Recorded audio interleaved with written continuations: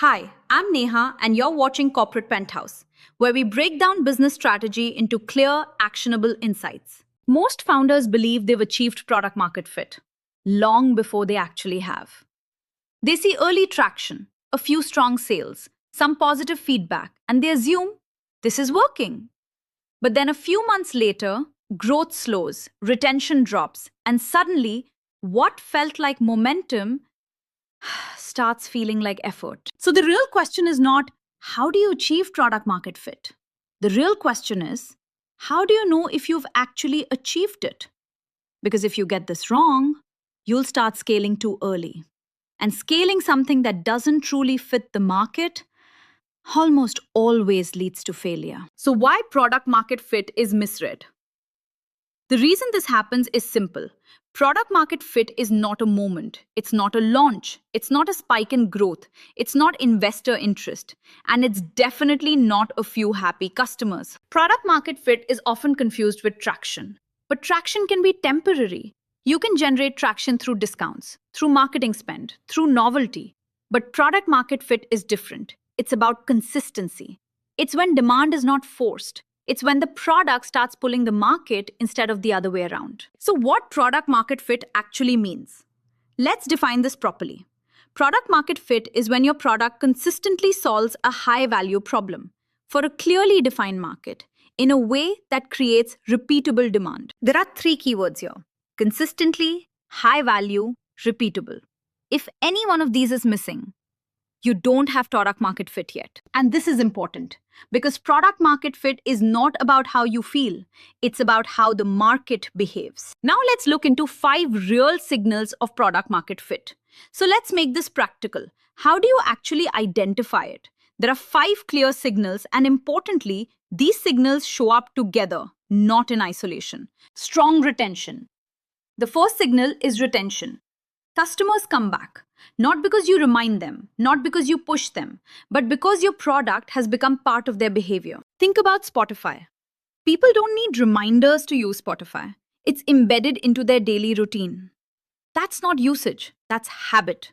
And habit is one of the strongest indicators of product market fit. If users try your product and don't return consistently, you don't have product market fit. You have curiosity. Second, pull is stronger than push. The second signal is what I call pull. Growth starts feeling easier. You're not constantly convincing people. You're not forcing adoption. Customers understand the value quickly. And in many cases, they seek you out. A strong example here is Uber in its early days. Once people experienced the convenience, they didn't need heavy marketing to come back. The value was obvious. And that creates pull. If growth only happens when you push aggressively, you're still compensating for weak product market fit. Third, willingness to pay. The third signal is willingness to pay, and this is where reality becomes very clear.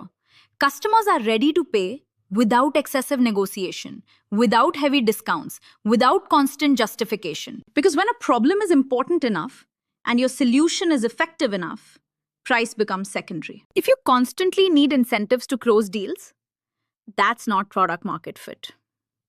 That's persuasion. Fourth, organic growth. The fourth signal is organic growth. Your customers start bringing in other customers. Referrals increase. Word of mouth becomes a meaningful acquisition channel. And this happens for a simple reason. People recommend things that genuinely solve their problems. If your growth is entirely dependent on paid channels, it's a sign that the product is not strong enough to drive its own expansion. Fifth, clear target segment. The fifth signal is clarity. You know exactly who your product is for. And equally important, who it is not for. You're not trying to serve everyone. You're not adjusting your messaging for every type of customer. You have a clear segment with a clear problem and a clear value proposition. Because product market fit is not about broad appeal. It's about deep relevance for a specific group. Now let's contrast this, because this is where many teams get confused. What product market fit does not look like? High traffic but low retention is not product market fit. Strong sales driven by discounts is not product market fit. Constant feature requests. without a clear core use case is not product market fit. And growth that requires continuous effort is not product market fit. These are all signs that something is working, but not well enough. So, how do you know for sure? There's one question that simplifies everything. If your product disappeared tomorrow, would your customers genuinely care?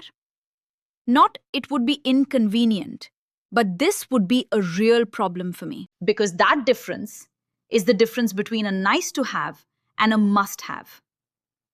And product market fit only exists in the second category. So let me leave you with this. Product market fit is not when you feel confident. It's when the market behaves consistently in your favor. It's when customers come back, when growth becomes easier, when people are willing to pay, when they tell others, and when your product becomes part of how they operate. Until then, you're still searching. And that's not a bad thing, as long as you recognize it. Because the biggest mistake you can make is scaling something that hasn't truly earned its place in the market.